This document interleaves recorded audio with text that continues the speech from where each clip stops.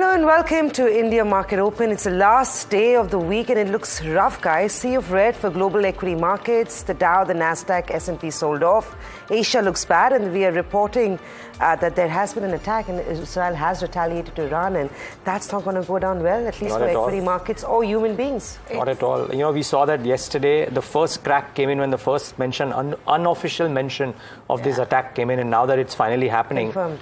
Clearly, that there will be something like that. Absolutely. So there was that big, question at what cost that crack mid-market around 130, 140 yesterday in the afternoon. So from what we're learning so far, Israel had told the United States that it will have a counteroffensive within 24 to 48 hours. Now, ABC has reported, quoting a U.S. official, that there has been an attack by Iran, a retaliatory attack on one site by Israel on one site in Iran, and that is what is really causing world markets all over to really suffer. Ordinarily we start with what's happening with the US markets, but that's not yet reacted. So we should really open with what's happening in Asia, and Asian markets are showing all of that pain today.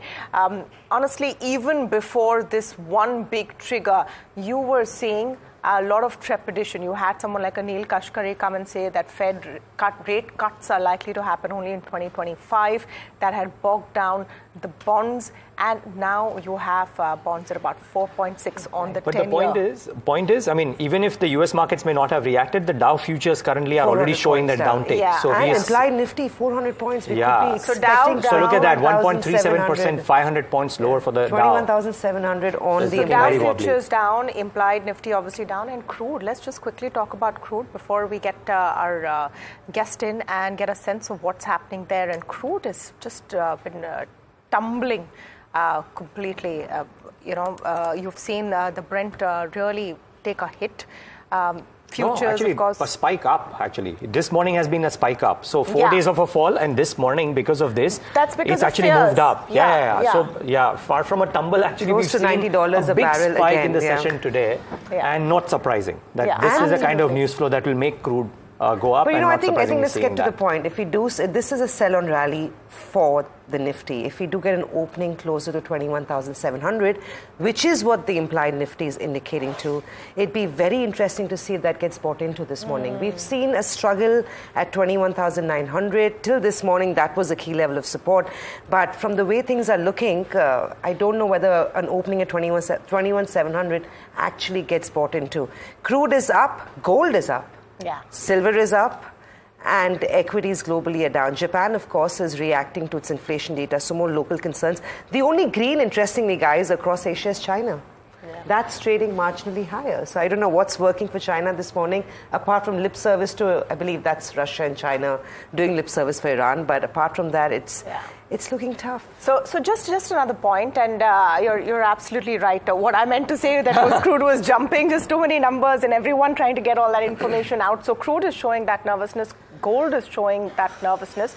But I think the other factor, and Samina, to the point you were making, that will this be bought into? And I just want to pull up what fund flows have looked like. In fact, fund flows in the last 3 trading session and FII sales. Remember, we talked about the whole Mauritius tax treaty pain, and then we sort of just said that the Indian government hasn't notified it yet. The fact is that in the last 3 sessions, FIIs have sold about 14,000 crore rupees. And remember, we're in the middle of a model code of conduct. First phase of polls start today. So whatever concerns there are on, any kind of tax changes impacting the ability of FPIs based in Mauritius can't really be changed, or nothing can be done about it till after the 4th of June. And that's perhaps one bit where you won't see too much support coming in on top of global very flows. Quickly, they've sold 20,000 crores in the last 4 days. So just compounding that number, it's not just been yesterday. And the index shorts by FIs on the index futures is up by about 1 lakh contracts. So it's very clear that they are sitting on the short side. And I also came across an interesting article that said in the last couple of days, what we've seen global asset managers actually increasing their cash positions.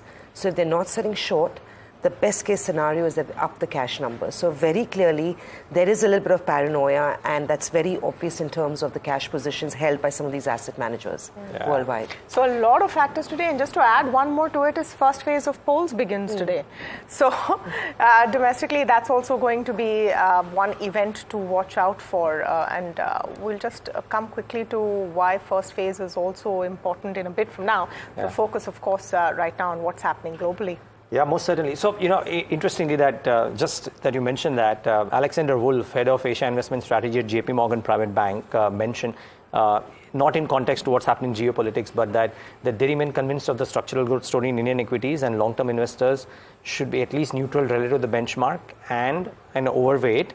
If there are repercussions due to the polling and the volatility due to the election season, then that should be bought into. So that was JP Morgan's view. Of course, they didn't account for this geopolitical piece. While we just wait for a global voice to come in, should be up any moment, just quickly what could be happening here. I mean, we've seen India VIX go up for 4 straight sessions. So in some sense, this jitters were talked about.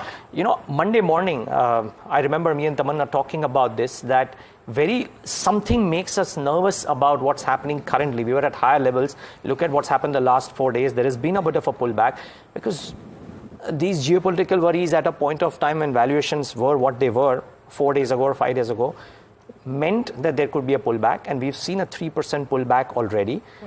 Thus far, and another couple of percentage points today maybe, so that makes it about 5% for a week. So that's a significant pullback on the indices. We may not be in extreme fear zone, so independent of the levels, the markets may not want to go out and buy because who knows how. And you cannot isolate the rest of the world, right? Yes, you can't. Looks okay back home.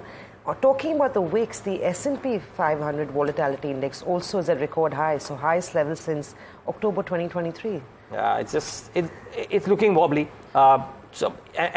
Yesterday, just one small number for the bears to do this, they did yesterday, the 22,000 call strike added 1.82 crore contracts. I mean, bears were confident that this is now the near-term resistance. There was call writing all over, but 22,100 and 22,000 in particular, and that becomes the key point of resistance now. And we effectively closed eventually below 22,000 yesterday. After the adjustments, your Nifty was a tad shy of the 22,000 figure. So the stage seems set for a weak opening. There is no doubt about it. Global cues are very negative. But are there opportunities here yet? Should you now wait and watch is what we're going to be talking about. I think just one more factor that we can come into place, before we get you more inputs on what's happening globally and how you should look at crude, etc. And I was just talking about polls. I just want to pull up why this phase is important. So 102 seats will see voting today out of the 543. That's close to 20%, which is why this becomes also an important phase.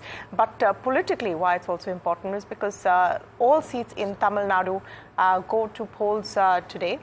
8 union ministers, 2 former chief ministers, and 1 ex-governor is in the fray today. It's an important one for the BJP and the NDA because in these exact seats in 2019, they had about a 40% vote share. So it becomes crucial for them. It also becomes crucial because they want to make a dent in the south. So for all of these reasons, it's an interesting election to watch. But so many things happening. You have elections here, but world over, you have this big geopolitical crisis going on. And Adrian Mowat is joining us now on the phone line, market veteran, to take us through what we're seeing today. Adrian, very good morning to you here from Mumbai, India, where we are speaking with you. We just want to get your sense of how much this can go further. The question really is how much and how far, isn't it? We knew that Israel would respond. They have responded. We're waiting for details of exactly what the extent of that response is. But do you think the real fears of escalation and you'll see that crude spike continue? Well, I suppose one thing we can clearly say is there's no evidence of de-escalation. So Israel has continued the war in Gaza and has responded to the Iranian strike, which didn't cause any real damage in Israel. There was unfortunately one very young child who was hurt. And it is a bit frustrating to see Israel escalate. At the moment, we really don't have much details. I would note in the strike the Iranians did against the Israelis, the drones and missiles were being shot down over, Saudi and UAE airspace. You had the military of Jordan, United Kingdom, US involved in this as well. And that, that there seems to be within that region, not support for Iran. But let's see, I'm an equity guy rather than a geopolitical strategist.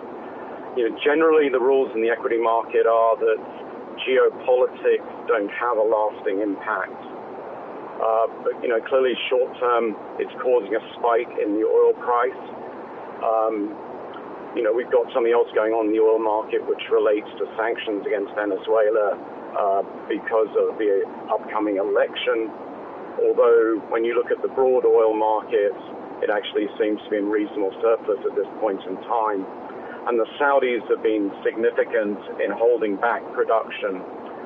So if there was a choke point in production, the Saudis would be able to release more onto the market.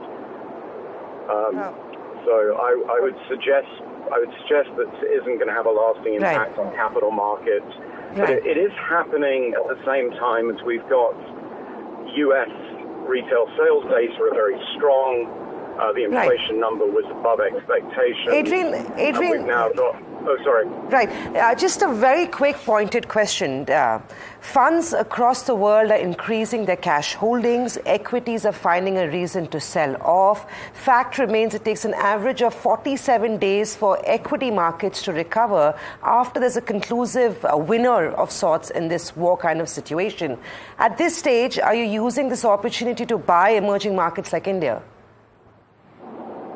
Not at this opportunity. My cash balance has been rising.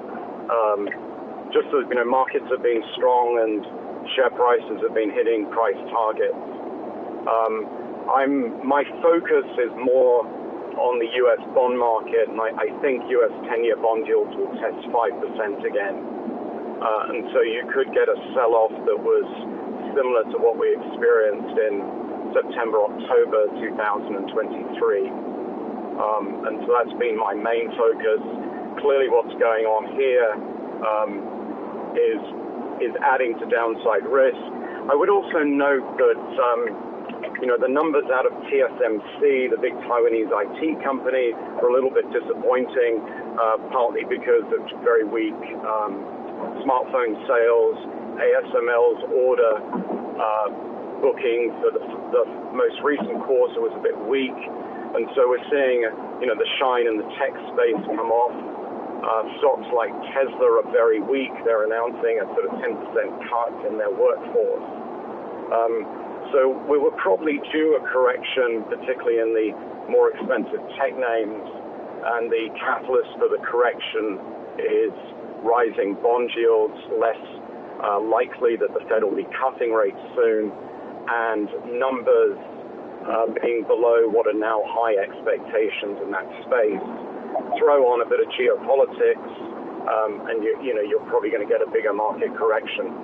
So for now, let cash balances increase, and if the market sells off further, then you can put more money to work in the high-quality, long-term growth stories, which includes the Indian equity market.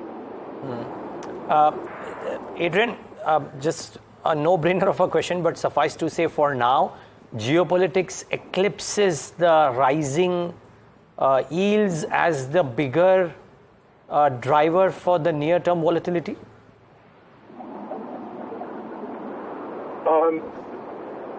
I mean, short-term, we're reacting to, we're sort of reacting to a few news stories at the moment. We haven't had statements out of the Israelis yet. Yes. So short-term, yes, but I think the big picture, the big issue for markets is around what the U.S. central bank's going to do. And so, we even had one of the Fed governors talking about potential rate hikes. So that gives us an ongoing strength in the U.S. dollar, which we all know is an important headwind for emerging market equities. So I think that remains the dominant story at a macro level. And at a micro level, it might be that the high-flying tech names, which are pretty expensive, struggle to meet what are now high expectations. No, sorry. Just doing a little bit of a detour from the geopolitical tension to a conversation you had at the start of this year where you said you were finding it hard to go out and aggressively turn bullish on China. Does that view still stand? Because, there are some people calling the India-China play even right now. Do you think China is looking a little more attractive at this stage and that could hamper the FI money coming into Indian equity markets? Yes, so China's ticking 2 out of 3 boxes at the moment. The fundamental data companies or from the macroeconomic statistics is ahead of expectations, so admittedly low expectations, but it's a positive surprise. Valuations are extremely cheap, and you're seeing companies act upon that through share buybacks and higher dividends. The third box we haven't ticked yet is momentum. And so MSCI China tried to test its 200 moving day average, i.e. break above it, and it failed to do that. And clearly with the sort of geopolitical tensions, it's going to be a struggle for it to do it near term. So I think the China trade is very, very interesting, but what I'm looking for is to get momentum, and if I combine momentum with cheap valuations and positive surprises, then that gives you a powerful investment story. So it's a bit of a chart story. Let's look at the charts. But I'm very encouraged at the micro level. Lots of companies that are cheap are buying back their stock, paying out big dividends.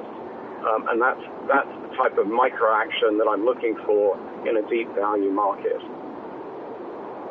So much, Adrian. Thank you for coming in and speaking with us this morning while, I think we and the world, frankly, is trying to make sense of what is happening. The implied open showing that we're going to open with something. Markets are trying to make sense right now, and that's not looking good. We, the world, the markets, everyone. I think everyone's trying to make sense. Yeah. All right, let's just quickly tell you what officially is known right now. Everyone right now is quoting an ABC news report that is quoting a US official saying that Iran has been struck in one of its provinces, Isfahan province, by Israel. The extent of damage and is this it is of course not known. Also now reports coming in that Iran has activated its defense system. So it does have one like Israel has. Which one really works or not, we also do not know. The scary bit is a statement that came in yesterday that Niraj, you pointed out, that Iran has said it will reconsider its nuclear guidelines and is open to attacking Israeli nuclear sites if this escalates. Now, hopefully, all this rhetoric happens and then cooler heads prevail. Yeah. But that we'll have to wait and see, of course. It is scary. And within this scare, for our markets, we've had a bit of a weakness. And results thus far were okay, but results now are not helping. So suffice to say, a lot of stocks will see a sharp reaction today as well. So we've discussed, we know that the market is going to start off lower, and we wait for the geopolitical situation to ease. But in between that, a lot of negative stock-specific news as well. And I think or some positive, some negative maybe. Infosys will be getting a double whammy this morning. So apart from weak earnings, sentiment being globally weak, the ADR seeing a correction, and the commentary not looking very bright for Infosys, will see the stock see a pretty big gap down in early hours of trade. Let's highlight those stocks for you that we want to keep an eye out on this morning. Infi more than likely on the short side. The numbers, like I said, weren't very impressive. There was a massive income tax refund which made the numbers on the face of it look okay. But in terms of constant currency and dollar, revenue growth came in much lower. Revenues came in at $18.5 billion, which showed a growth of 1.4%, which slightly lower than what the management had guided for in the band of 1.5 to 2% growth. Operating margins also declined by 40 basis points sequentially at 20.1 in the fourth quarter. For the full year as well, operating margins come in at 20.7, which was within the guided band by Infi. The only green really was order inflows that it came in at $4.5 billion, which remains strong, and that was the lone redeeming feature of the earnings report. Infosys is guided for a 1 to 3% constant currency growth, again slightly disappointing as compared to what analysts in the street was expecting. The stock has already seen some weakness over the last couple of days going into those earnings. The ADR as well saw some badgering in overnight trade across Wall Street, recovered from the day's low point, but nevertheless went home with a cut. And if we take a cue from that and keep in mind a weak global sentiment, Infosys will be seeing a big gap down and will have a weightage on the index itself too. Well, apart from that, one good, one bad, and this one is the good one. It's Bajaj Auto. Good set of earnings, record numbers reported by Bajaj Auto. Their consolidated profit was up about 18%. Their Q-on-Q was growth was led by strong domestic demand and some sort of a recovery that they're now beginning to see in the export market as well. Management has also declared a dividend. They've seen a 24% rise in total sales for the fourth quarter, and export revenues have also seen a double-digit gain year on year, benefited from a richer product mix and better realizations. Although remember, volumes of the global markets or the export market continue to remain flat. Egypt is a big playing field for Bajaj Auto, but remember the currency situation in Egypt is something that is catching Bajaj Auto off guard. Brokerages, I'm going to tell you what Citi said, they actually remain neutral despite a pretty solid set of earnings being posted by Bajaj Auto. So watch out for this one. Should see some green, but remember, may not see a big rally, largely on back of what's happening at the macro level in terms of sentiment. Another good set of numbers was ICICI Securities, a twofold jump in profit after tax to come in at 537 crores as compared to a profit that was posted in the same quarter last year at 263 crores. The revenues were also up 74% to come in at over 1,500 crores in this fourth quarter. Y on Y, quarter on quarter, the top line, margins and profitability are all looking pretty good for ISEC. Watch out for this one too. Should see a good move in trade today. Let's not forget that Angel One had a pretty good response to its numbers yesterday. So anything that's capital market related could see a positive reaction. You know, Angel One towards close started seeing quite a bit of pain. Now that could be something that the market felt. But Angel One margins sort of didn't quite hit the mark. We're going to be talking more about Infosys, Wipro and of course TCS in just a few minutes, but a few more stocks that I want to quickly address that might see price action and movement today. One of them definitely is Nestle.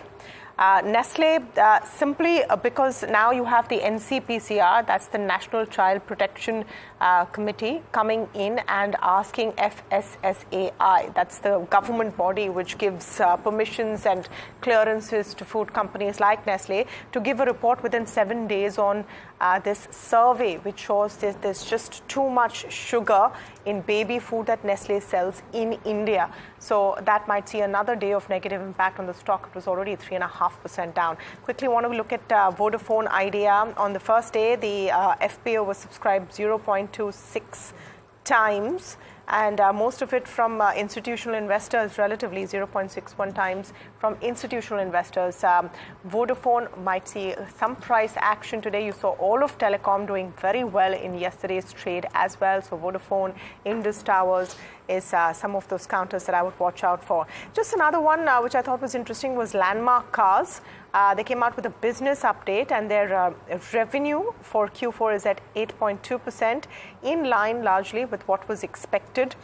3 new OEMs, they've inked deals and partnered with 3 new OEMs and entered new geographies in FY24 as well. But Landmark Cars is one to watch, because if you have an influx of, say, all your EVs coming in because of the new policy, if there's a deal inked with Tesla, etc., and that whole space of your luxury high-end cars is growing, Landmark could definitely be one that would benefit from it. A few others which could be impacted by the whole Israel-Iran tension, but I'll come to that in a bit perhaps. Yeah, just a couple of stocks in addition to what we have, of course, spoken about. I thought Gokul Das could be interesting, in a bad day to launch a QIP, unfortunately. Let's see the subscription, but it's at a discount, so very likely might stay lower. I don't know if Nalco and Hindalco, despite Alcoa's comments of very strong demand globally, see an uptick today, because even metals which have had a strong demand might sulk a bit. So, but Alcoa shipments were up, and the CEO says that we are seeing very strong demand globally. So that could be interesting. And lastly, from amongst the brokerage notes, I thought the Citi note on TVS was interesting. The stock is knocking on the doors of 2019.50 or thereabouts. They have a sell. The target price has been raised marginally to 14.50, but they've opened a 90-day negative catalyst watch, and they're saying that the loss in the EV market share due to escalation in the competitive intensity and weak Q4 results and 35 times valuations leave very little room for error. So if the numbers are weak, the stock may correct. So that could be an interesting stock to monitor in the session today. Just a very quick update. NSE will also launch derivatives on Nifty Next 50 index. So I think that's interesting. They've got the approval from the SEBI. It was par for the course. Remember, the Nifty Next 50 is also liquid and active and has seen a lot of traction in the recent couple of years. So that's what's going to happen. April 24th is when it's going to be hitting the exchanges. They will offer a cycle of 3 serial monthly index futures and index option contracts. These are going to be cash settled on the last Friday of the expiry month. Doesn't come in as a surprise, because remember, we already have the Nifty 50 index and you've got the Nifty mid cap index. So in between that, you've got the Nifty Next 50 index that will now be launched. Like I said, par for the course. The action largely remains beyond the 50 Nifty stocks and between the mid cap stocks, which is the next 50 stocks that will see activity. So again, a volume boost, and could be viewed as a positive, I'd imagine, in context of where our markets are headed and how liquid they look at this stage. All right, time to talk IT. Sandeep Agarwal, fund manager and co-founder at Sawilo Investment Manager, with us this morning. And very good morning to you, Sandeep. The first sort of reaction to Infosys was quite negative, so to speak, and the ADR spoke of it. The first cut of commentary, etc., didn't enthuse people at all. If you remove that big refund figure, the numbers look poor. But when I'm looking at what brokerages are saying this morning, they've tempered a bit. What is your sort of overall take on Infosys? Was this because of one deal being renegotiated, a large deal in the BFSI space, which makes them look weak? Is the management commentary giving you enough confidence? Yeah, hi, good morning, and thanks for having me on the show. Yeah, so, this Indian technology services primarily is a B2B business. So here, 25, 30 clients make most of the revenue, and any change in any program of the top 25 clients or something of that sort, it gives a big hit to the revenue. So and it is actually a leadership business where few people are running the big clients and the big deals and the big revenues. So I think what we are seeing in case of Infosys is probably not something which is happening in the industry. I think the industry is in a better shape, and also going forward, the industry looks much more exciting and encouraging from the fact that we do have a very strong business interest or business follow-up from what happens in the big techs in the US, and you have seen in last 1.5 years how their numbers have turned around and how the stocks have also moved up. And we will have a follow-on revenue from them because we are services players. So if they are making any product or new service, we definitely get benefited from it. The challenge is that what we are seeing in Infosys, in my view, is that there has been a few top leaders who have left the organization in last few months, and I believe that in a IT services firm where business comes from 25, 30 clients, it is very challenging if you lose senior leaders. So that is the way we read it. So I think it is more of an Infosys specific issue rather than an industry issue. Right, Sandeep. What would you do with an Infosys right now? Let's cut through it. There's one camp which says next quarter is looking better in terms of valuations. Like, for example, if you see the Citi note, they're still overweight Infosys, underweight TCS, because they say valuations are relatively decent. What is your sort of one take for our viewers this morning? Is Infosys a buy at dips or a stay away right now? So, I will put it this way. The large cap Indian IT names generally are poised to give 10-12% return every year. And, whenever those returns are not made for previous some months or some quarters, then, they get bundled up and come in 1 year. That's the way we saw in 2021. But on an average, if they make 40-50% in 1 year, then you can assume that either in the previous 1 or 2 year they have not made any return, or in the upcoming 1 or 2 year they will not make return, because their average returns will be 10-12%, because that is the rate at which these businesses grow. They are high dividend distributing businesses. So I would rather say that Infosys may see today whatever gap down and 1320 1350 level, but from there again it becomes a bet where you can make 12 to 15% in a year's time, in one good quarter, and you get that 15% return. And then if the returns are going beyond that, they can continue as long as the good numbers are coming. And then at a point, but on an average you should not expect more than 12 to 15% from the likes of TCS, Infosys, HCL and all. And there are obviously leadership issues in some of the big names also, which restrains them from giving even that kind of return. But Sandeep, I have a question. Sandeep, sorry, I have a question here based on your answer. Are we effectively saying that the large cap IT stocks, Infosys in particular, becomes a bit of a trading tactical play? That you buy and you make those 10-15%, you get out? Because, as somebody noted, right, if Infosys has said that first half will be stronger than second half, and if they have to meet the quote-unquote guidance, they need to do a very strong 3% CQGR. That might be difficult under the current circumstances. So does it become purely a trading play? Tactically, bahut niche gaya, buy it, sell it 10-12% higher? Yeah, honestly, that is what it is, because in these large names, you can't make big money, because see the revenue growth, what can you expect even from the likes of TCS? Maybe a 7, 8, 9% kind of growth. And even if you improve the margin, you can say 12, 13% kind of EPS growth.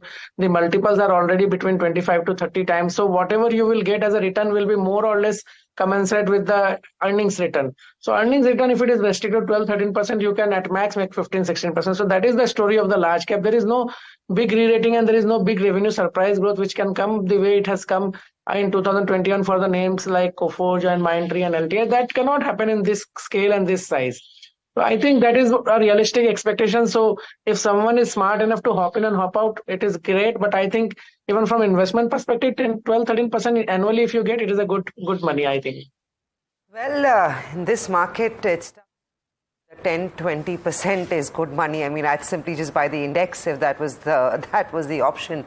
But you talked about Infosys, and TCS for some reason is stacking up better than what Infi has done, at least in terms of commentary. They've said that FY25 will be better than FY24 very categorically. Now, keeping that in mind, and they've not had too many senior level exits either, right? It seems like it's a little more stable as compared to the LTI, Mindtrees or Infosys of the world. Do you think if, given that money is limited at this stage for investors, TCS is probably should be bet the house on and should be a stock to buy if you want to play the IT pack?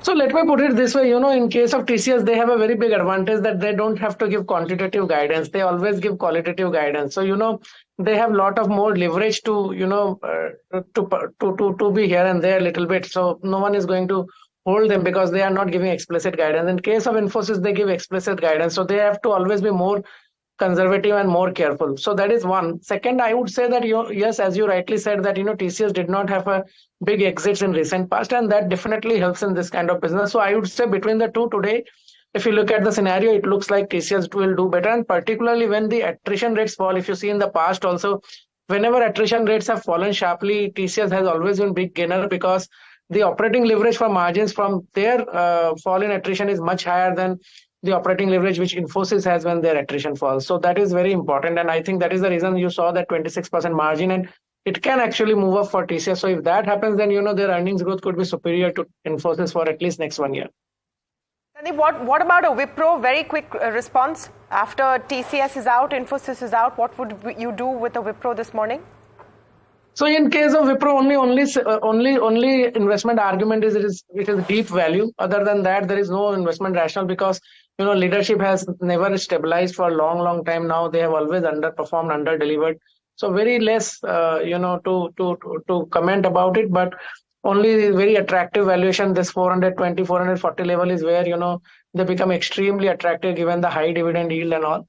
So probably that is the only rationale. New boss will speak today at Wipro, or we'll at least hear from him on his outlook. Thank you so much for that, Sandeep. Just, one startling figure before we get into that break, which really caught my eye. The total headcount for Infosys has been at its lowest in 23 years at the end of this year. And similarly for TCS, if you recall, we saw that the total annual headcount was at the lowest. The increase in it was at the lowest in 19 years. So that's really telling you something about what's happening with these IT companies. I'd be curious to see what that number is for Wipro. With that, time for a very short break. But on the other side, Agam joins us with the setup, the F&O setup on what is looking like a very, very rocky morning.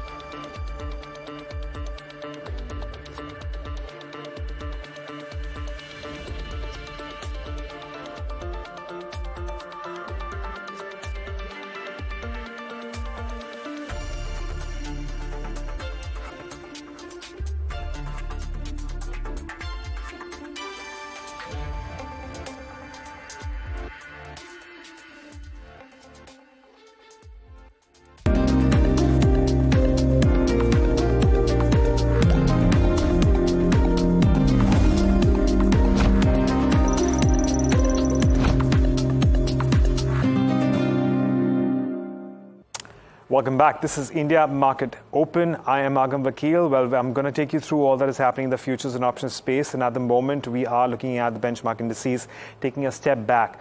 Now, the selling started last Friday, and it has continued to, see a decline as far as the markets go. Yesterday, of course, the Nifty took another step back of around 0.7%. But the big change is that we in fact saw about 10% increase in open interest towards shorts. The bank Nifty, the picture isn't very different. We did see the index come off by around 1%. And even in terms of the bank Nifty, we saw an increase of around 6.5% in open interest as far as the index futures go towards fresh shorts. Moving on, as far as the option market is concerned, on expected lines, the Nifty did see a lot of writing around the calls, and this would include some of your relatively lower level calls, something like 22,300, 22,400, and as well as 22,200 at the moment. Remember that we have closed below that mark, and in fact at the moment we're testing 22,000, so that's something that we're going to keep an eye on as well. Well, at the moment we are also seeing a lot of writing of straddles around the 22,000 mark, or at least that has been the case yesterday, but we are expecting more weakness, and I reckon that a lot of that picture could change in the in early morning trade in the first 1 hour. So let's talk about stocks then, and we did see shorts in something like an IGL, a Dr. Reddy, and Apollo Hospital. Bharti Airtel and Exide, on the other hand, are looking at some amount of longs, though not for Exide, which was also declining by around 2.2%. And in terms of stocks which saw unwinding, let's pull that list up. We did see short covering for Vodafone, RBL Bank, PNB, but remember that all these stocks hardly saw any large change and hardly saw any large advance as far as the underlying is concerned. So it's a wait and watch on that one. There certainly is a weakness at the moment, but the question really is, what do you do with these cues as far as markets are concerned? But let's get in an expert here. We have Milan Vaishnav of Gemstone Equity Research joining us on the show. Milan, good morning. Thank you so much for joining in. How are you reading these cues as far as Indian equities are concerned? And for the Nifty, I believe you do have a strategy as well in place. Hi, good morning. Nifty is presenting us with a little bit of a challenging picture, because if we see from the high point over the last couple of sessions, we have seen the markets declining by Nifty declining by close to 700 points, more than 700 points. And today, if we take the implied open as the actual open, then we would have lost some close to 1,000 points at the time of the implied open, I mean, when the markets open. So with that, I see two things happening in the market. Number one, I expect the overall downtrend to continue. But in the same breath, I also expect that some technical rebound is imminent in the markets, and the decline won't continue without a technical rebound. So I feel that if we are opening today at the levels that are seen, then we would be seeing the Nifty directly testing the 100 DMA, which is placed at 21,705 odd levels. So I expect that once the markets opens with such a kind of a gap down, some technical rebound from those levels cannot be ruled out. Even if we continue to remain in an overall downtrend, some technical rebound is what I expect, at least in the next 1 or 2 days. So what option structures are you deploying on the index then? I would again be going with a short strangle. However, I would suggest that one must wait for the market to settle down post-opening. And with that, the short strangle that we should deploy should be for 2nd May expiry. I would go on selling 22,500 call and 21,500 put. As I just said, both for 2nd May expiry, the total premium that I expect to collect should be in the range of 120 to 140, depending upon where we open. And so far as the risk management of this trade is concerned, we will need to move out if 22,500 is taken out on the upside, which is very less likely, and if 21,500 gets taken out on the downside. So this is the short strangle that I'm looking at. But however, I reiterate that one must wait for the markets to settle down at least for 15-20 minutes before we start going on with this trade. Fair enough. So selling an out-of-the-money call and an out-of-the-money put as far as the Nifty is concerned, but do not deploy the strangle immediately. Wait for the markets to settle down and then perhaps put in that option structure in trade. But that said, Milan, I believe you also have a view on ONGC? Yes. Before I go on to ONGC, I would like to add something on the strangle which I just spoke about. Even if you are able to stay in this range for not more than 1 or 2 days, max 3 days, for example, even then against the projected yield of around 6%, we should fairly end up realizing 2 to 2.5% of the yield. So even if you are able to survive 2 odd days in this trade, it should be quite good enough for the traders. Now, moving on, yes, I have a view on ONGC. I expect it to test 290 levels before this month's expiry, so we can go with a bull call spread. We can buy a 275 call and sell 290 call. Net premium we would be paying would be around 3.60. Max profit potential is somewhere around 38 to 43,000, and max loss can be capped at close to 13,000 rupees. As one more additional risk management measure, we can exit this trade if ONGC slips below 160, slips below 265. Okay, there you have it. Well, that's a spread as far as ONGC is concerned. On that note, Milan, thanks you for joining us and taking us through your views on the markets and also helping us with, well, a couple of option strategies here. Of course, volatile times, and we're going to have to keep a close eye on all that we can deploy as far as these markets go at the moment, including a very mature index like the Nifty 50. But plenty of things to keep an eye on. And with that, it's back to you, Tamanna. All right, thank you for that, Agam. Of course, rocky morning. Now, just some stocks and sectors which could be impacted because of this escalation in a crisis between Israel and Iran. First, of course, is the very obvious sort of crude impact, and you're already seeing crude prices spiked about 3.5–4% in a short span of about 45 minutes to an hour this morning. So you're going to see an impact today on an RIL, an ONGC, Oil India, HPCL, BPCL, IOC. All of that segment of companies may see a negative impact today. In terms of defense demand, yes, it does show some potential for defense companies. In fact, you might see an upside on a Bharat Forge, a BEL and L&T at some point, and the defense pack becomes important. In terms of Indian companies who have either businesses or inputs coming from Israel, remember that list has been going longer in the last few years. So look out for what happens with an Adani Ports because of Haifa, Jain Irrigation. They have a subsidiary there. Sun Pharma has a big tie-up with an Israel-based pharmaceutical company. Kalyan Jewelers has some key inputs coming in.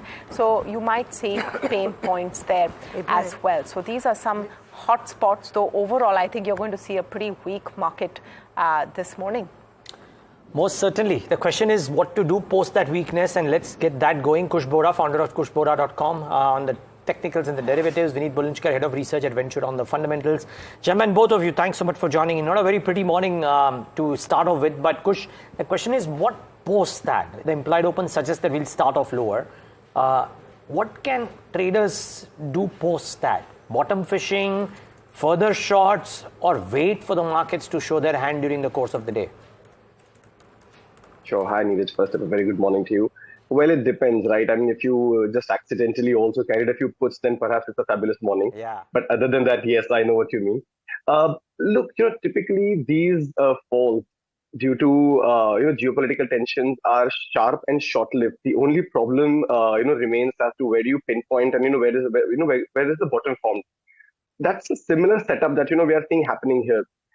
As new developments come about, the markets could perhaps slide further. But if you ask me, at least on the derivatives data, we will start approaching the oversold territories pretty soon, and a technical rebound, if nothing else, will at least be on the card. Now, 21,700 is, perhaps, or close to that level is where we are opening. Also happens to be a strong support zone. Also, the 100 DMA. There is a possibility that, we could rebound from those levels. So, should you go long? Perhaps if in the initial 15 to 30 minutes markets do settle around those levels, you can play for a dead cat bounce, but I would suggest that it's something you do with a very strict stop loss. So 21,700, if you do open closer to those levels, from an intraday perspective at least, there is a long trade to be had. My concern actually, Niraj, is more around the bank Nifty. After what was very clearly just a catch-up trade, and we hit the 49,000 plus kind of levels. The sell-off has been rather sharp. The ongoing onslaught by FIIs is not something that is comforting. So I think Bank Nifty is one index which could see lower levels even after the geopolitical tensions are over. So this is something that I'm a little cautious on. Nifty, I would look for buying opportunities at lower levels, 21,700 being a strong support zone, and the opening also suggesting that we could perhaps open at that level. Okay, and push specific stocks. We'll start off weak, so it's difficult to call buy trades maybe, but who knows? You might have those too. Well, Niraj, so again, I will stick to that theory that, these falls are short and sharp flips. If you're looking at things from a medium-term perspective, this will turn out to be a buying opportunity, fairly confident on that.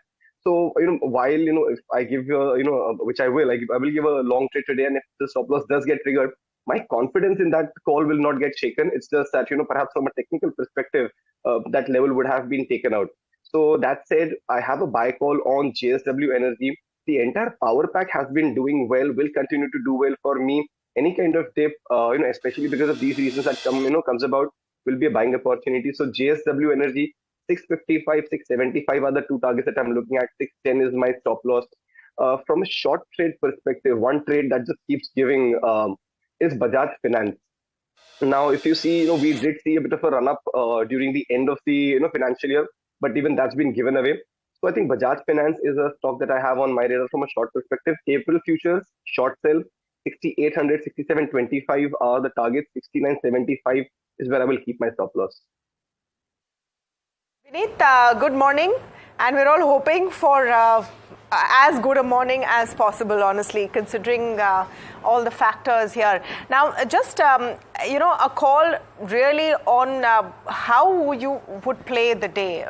Specific stocks we'll come to, and ideally I would have started with asking what you do with an Infosys.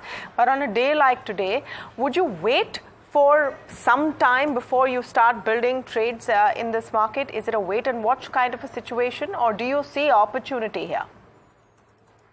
No, I think I would wait on this trade.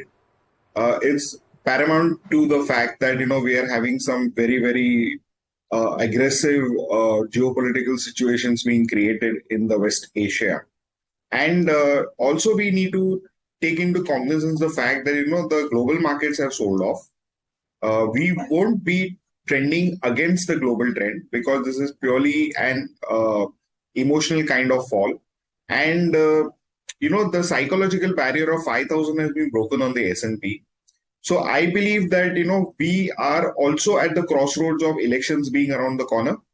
So prudence says wait for a while and, review the position when the markets are stabilizing down. Because, we are yet to see a response from the Iranian side to take any call on which way the market is going to be headed. And, we are seeing levels which are not thought about just a week ago.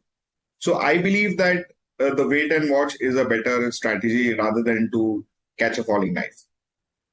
Wait and watch, that's the fundamental advice coming in, keeping in mind the global unrest that we're seeing.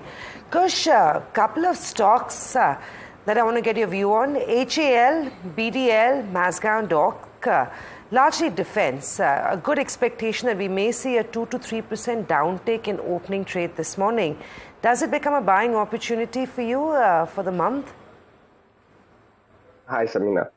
For sure it does. I mean, if you look at the trading setup, most of these stocks are either consolidating or trading with a positive bias. There isn't anything to suggest that, there could be, a change of tide if you look at, the trend, the larger trend per se. So you're right. If I get a 2-3% kind of, a dip in some of these names, from a near-term perspective, also these turn out to be a buying opportunity. Just to, give a quick word on the levels. 1700 is a strong level on BDL. The 20-day moving average is there. If you see for the last 5-7 sessions, the stock actually rebounded from its 20-day moving average. So for me, if it does come to that level, it will be a buying opportunity. As far as HCL goes, from a weekly perspective, if you see, there hasn't really been any stopping for this stock. Perhaps a week or two of consolidation and then up and running again. So for me, the level that I will be looking at is 3,500 or maybe just below that level. If it comes to that, the risk reward ratio becomes extremely attractive. So at least on these two stocks, for me, any kind of dip of say 2%, 3% will actually turn out to be a buying opportunity. One more stock that was turning out to be quite the bet was Adani Enterprise. It's been seeing some weakness. In fact, it was down 2.5% yesterday, closer to levels of 3,000. In fact, I wouldn't be surprised if we get an opening sub 3,000 this morning. Again, is this a buy the dip play on Adani Enterprise? Trading dip? This is perhaps one stock that I'd give a miss for now, because we are seeing some consolidation with a negative bias here. Some key levels are actually taken out. 3,000 is a psychological support. You do have some options, put option support, around here. But on the whole, the bias is negative. The momentum seems to be missing.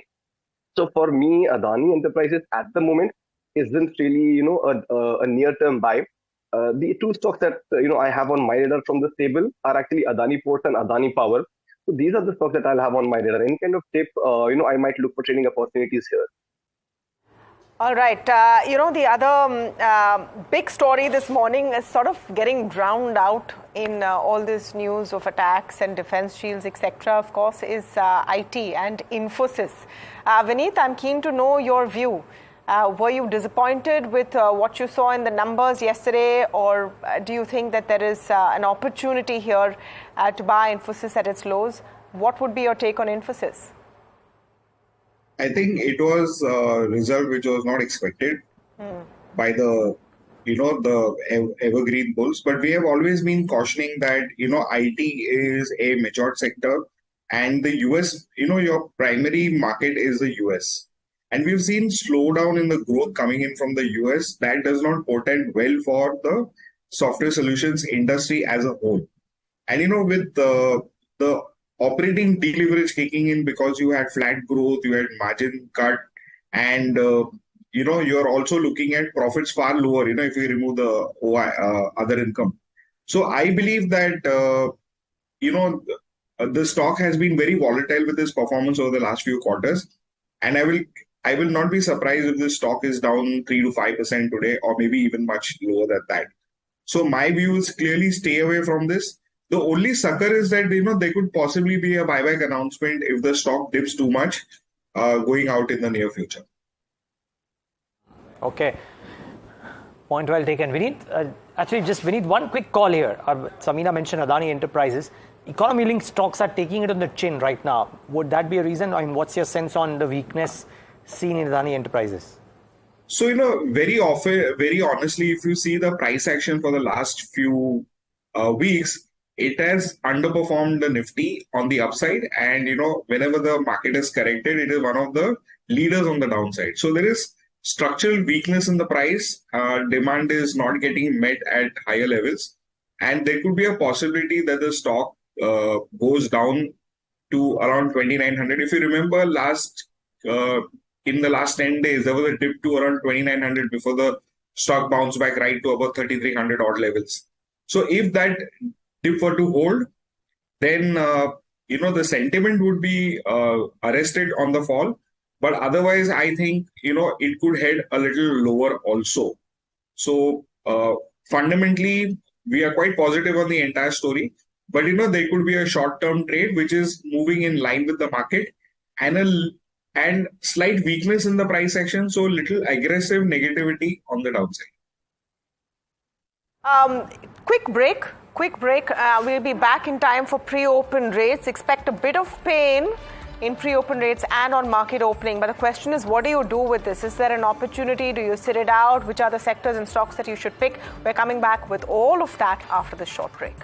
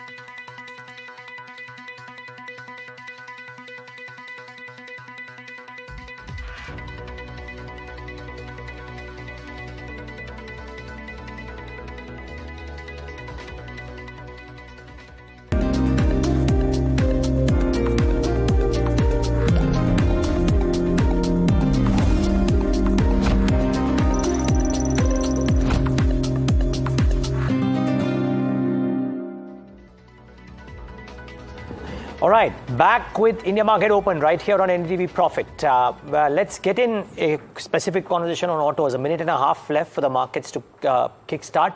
Remember, the implied open suggests that we'll have a slam dunk on open. The question is, what do we do post that? And various sets of stocks within this will react. Autos too will react. Bajaj Auto numbers have come out. There is a note from one of the brokerages downgrading TVS as well, expecting negative earnings, and the whole Tesla and the auto OEM space remains in focus. Mayur Milak, Senior VP Research, Autos and Aviation at Asian Market Securities, joins in for a quick update here. Mayur, great having you. Thanks for joining in. What did you make of the Bajaj Auto numbers? I mean, the 80 rupees dividend too higher than normal, but that's okay. But did the numbers enthuse you enough? Yeah, I think pretty much on expected lines, right? We expected the margins to do good for this quarter. I think the trouble is now, when you start seeing commodity prices going up, is a time when going forward you want to really believe whether these margins are sustainable on a consistent basis or not. But I think as far as the result goes, pretty much aligned. So yeah, I think a good set of results. Okay. So if it is exactly in line and considering the rally that we've seen in some of the two-wheeler stocks already, most of them, if not all, Mayur, what's the sense? There is a note today which says that TVS might come out with a slightly negative set of numbers as well. Are you constructive two-wheelers currently back on the numbers, or do the valuations make a case for some bit of profit booking? So I think as far as we are concerned as a house, we have a sell rating on both TVS Motors and Bajaj Auto. I think clearly citing rich valuations. So, if you look at broadly what expectations are going forward, we're expecting a typical 8 to 10% volume growth. But I don't think there is any margin left for margin expansion as such, right? So I think typically that is the number that flows down into your bottom line as well.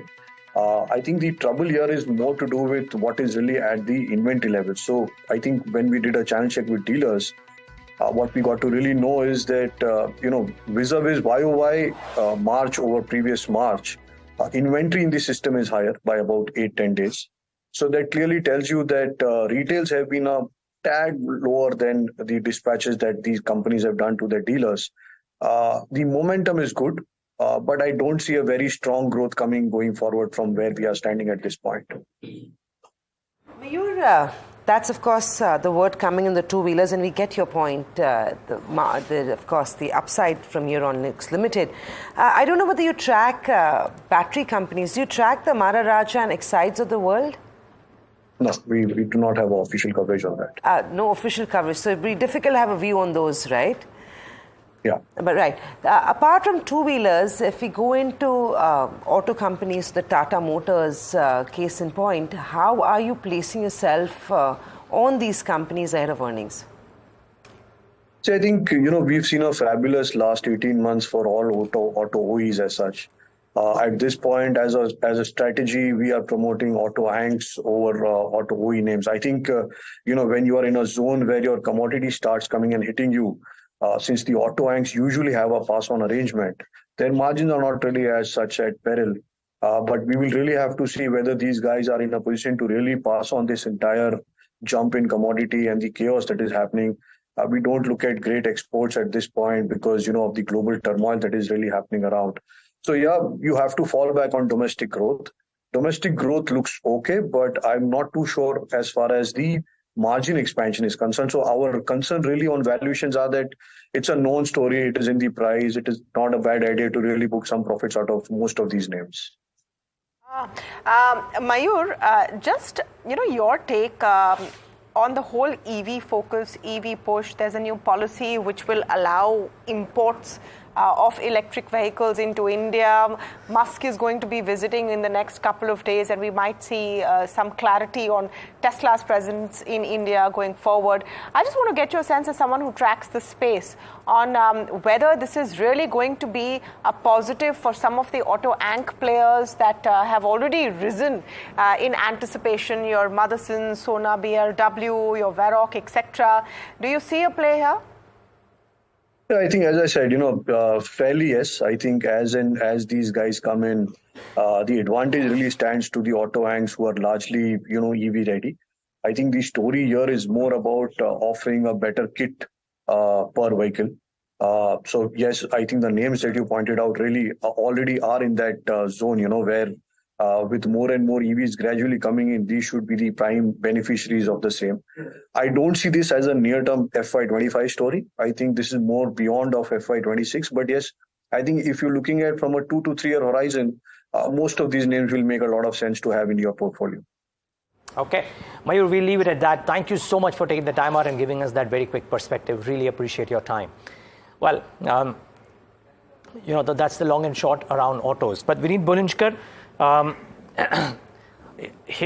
here's one question. Are you, as a house, are you negative two-wheelers? And if so, would you have a sell rating on all of those?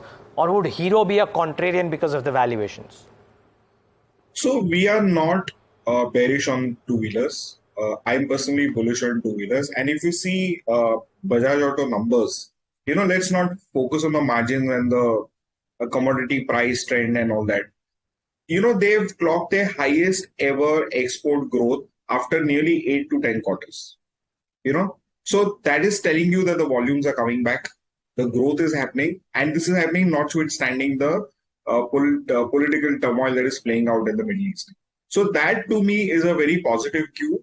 I believe that the two-wheeler trend will continue to stay. We have only just, initiated a cyclical uptrend in two-wheeler stocks. And we believe that the two-wheelers would be a better way to play the auto pack rather than playing the OEM growth story. We also like Maruti. The reason why we like Maruti is that, they're going to be launching their EV vehicle very shortly. And over the next 5 to 6 years, we are going to see some 5 to 6 new products come in from their stable. So we are quite positive on this, and we have a target of around 14,000 plus of this stock for FY26. So this 1 year should be very good for Maruti. Meanwhile, look at Infosys in pre-open, down about 4.5% nearly. These rates will settle, but this stock definitely in for a rough morning. And you're going to have a bit of pain over there. Overall, though, I must say, pre-open rates are not looking that negative as was expected. Of course, we'll wait for all of this to settle. Infosys having a bad morning, definitely. Kush, just a quick take on Infosys from you. What would you do on the stock? Is there any buying potential here? Is there any level at which you would want to accumulate? No, it's a very clear avoid for me, has been for some time. In fact, if I'm rating, the top 4 IT stocks, it'll only be in the order of how less I like each of them. Not really a trade in all of them. Perhaps a TCS would, make a cut in only in terms of safety and stability. But other than that, all the 4 have been under pressure, and by the looks of it, might continue to remain so, for some time to come. Right. Vineet, I know at the start of this year, you were very constructive on Excite. And I think that call of yours has played out really well with their recent partnership with Hyundai and Kia as well. The stocks went on a breakout over the last couple of days too. Do you still feel like the risk reward is in favor of Excite Industries? I think, what the Prime Minister announced, we have to take his announcements very seriously because, when he did the PSU announcement in August, the stocks really ran up, the PSU stocks, and that was outperforming basket. And he was very specific to point out EV story playing out in this, Modi 3.0 if he were to come to power. So, I would want to participate in this positivity. And these stocks have just given breakouts. Their performances are improving. Their plants are coming on stream. They're tying up with OEMs. And this is a great way to go for Excite as well as Amara batteries. So would be buyers on dips. The price has run up very sharply recently.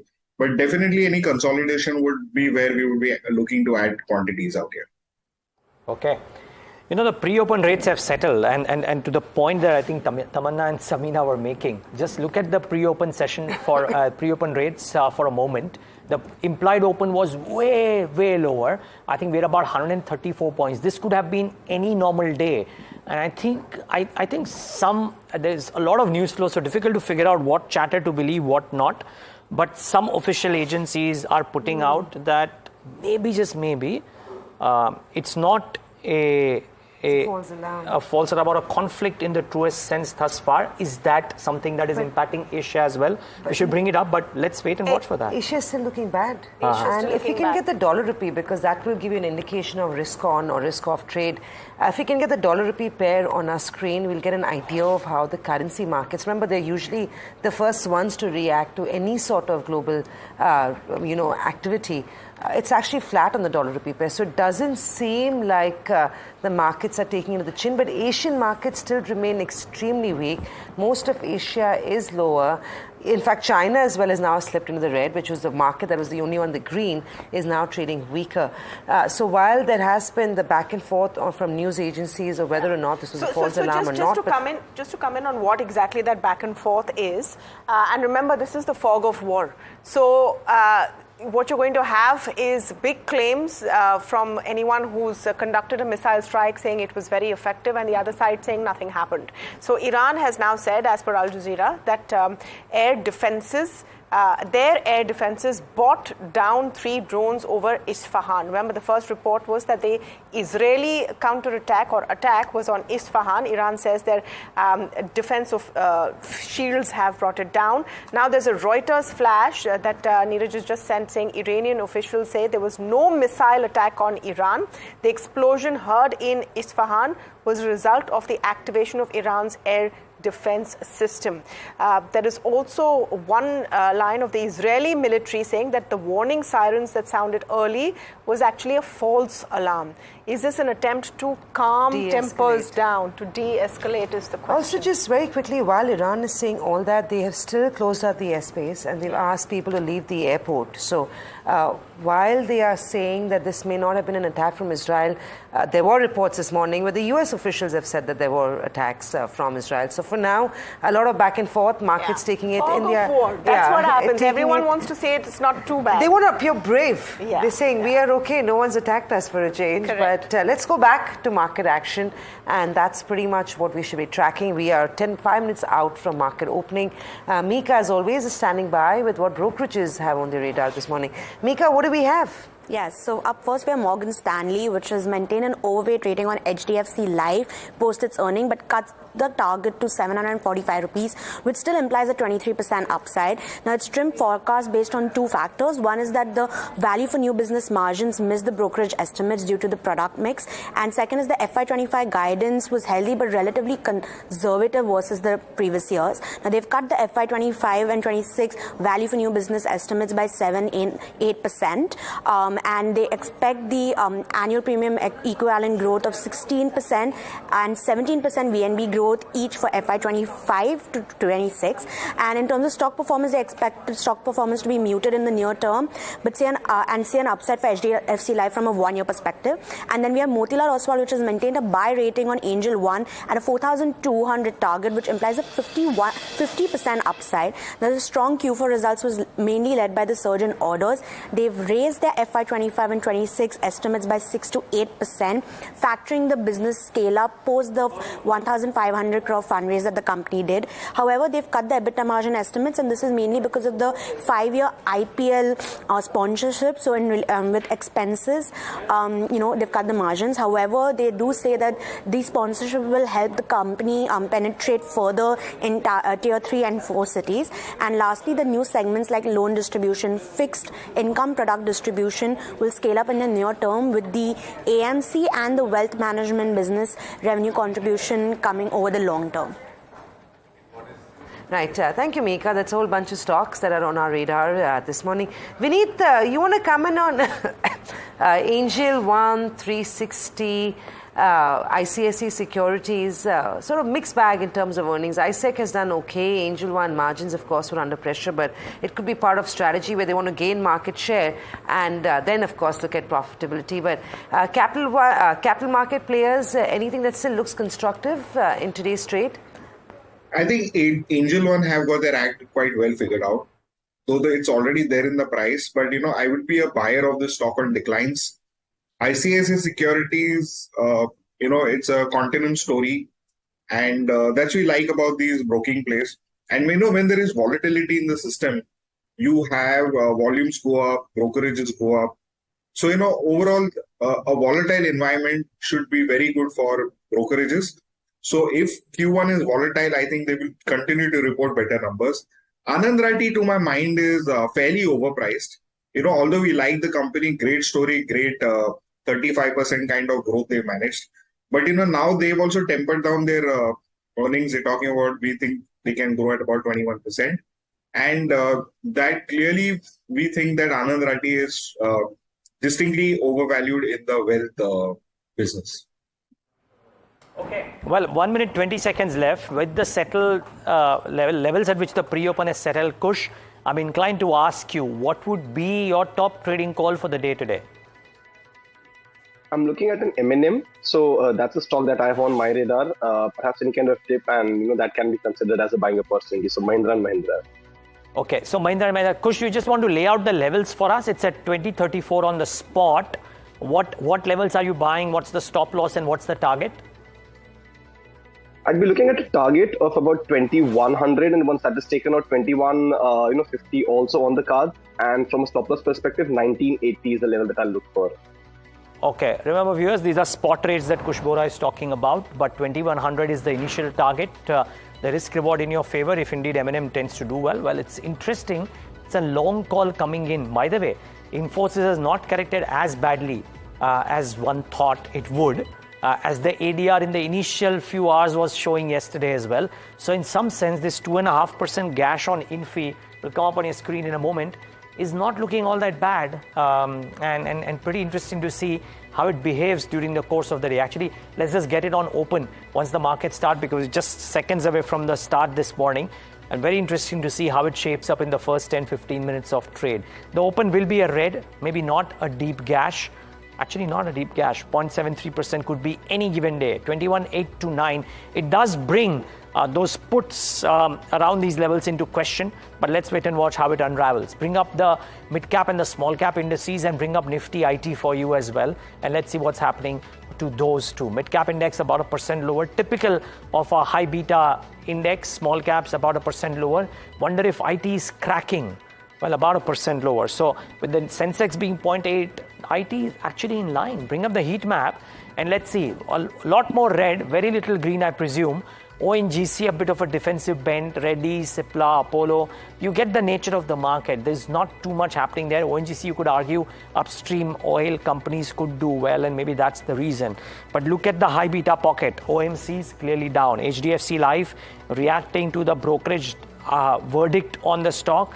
Axis Bank, some capital raising conversations. The stock was down yesterday, down again today, and everything economy facing. L&T, there is Coal India, there is Adani Enterprises are down in trade, and lo behold, while Infi is down 1.8%, there is also weakness in Nestle in the session today, 1.36% lower. So net, a lot of red, very little green.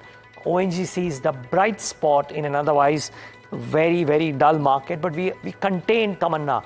0.75% is not bad. Let's see how this unravels. Relatively not. The way things were looking this morning, definitely that's not as bad. I would also point out an HDFC Life after the numbers not having a very good morning. All right, let's look at specific stocks, and it's, I would say, more range bound than what was expected. Of course, the trend is weak. So let me just pull up a Spark.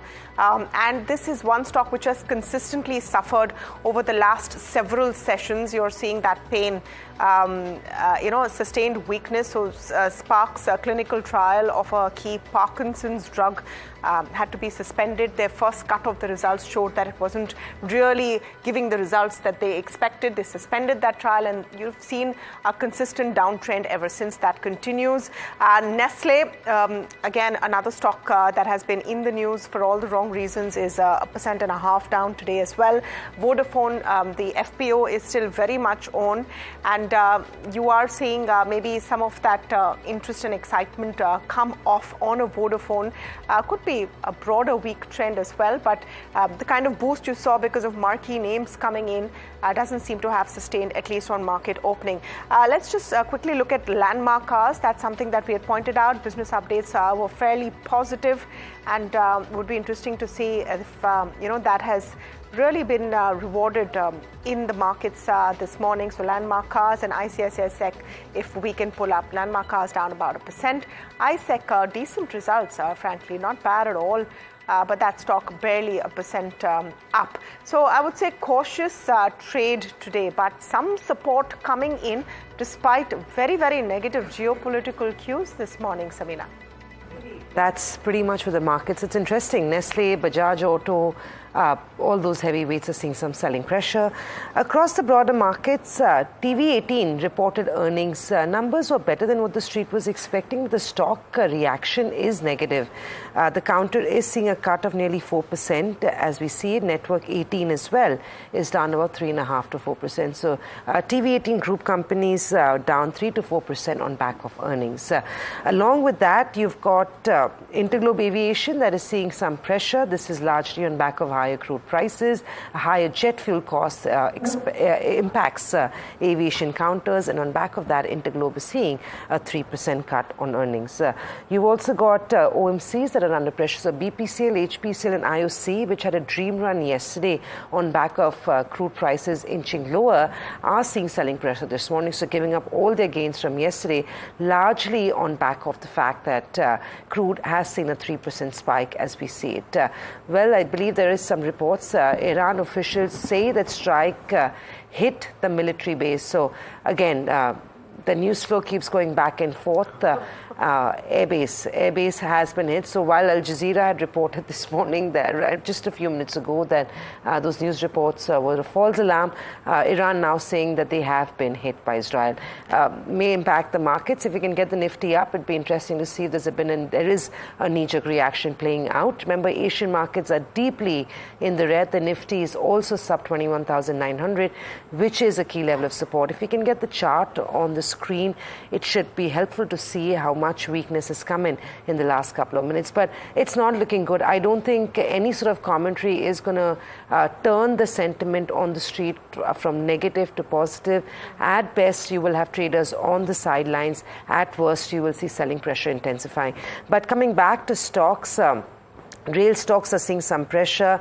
Fertilizer companies are seeing some weakness. So anything that gets impacted by crude is going to be weaker. So fertilizers, paint companies, aviation names, downstream companies are the bulk of the broader market trade that is seeing cuts of 2 to 3%. On the gaining side, you've got a handful of counters, and they're literally a handful, at least in the broader markets this morning. Upstream names are doing okay. So ONGC, Oil India are gaining on back of higher crude. So that's a very crude proxy play that you're seeing over there.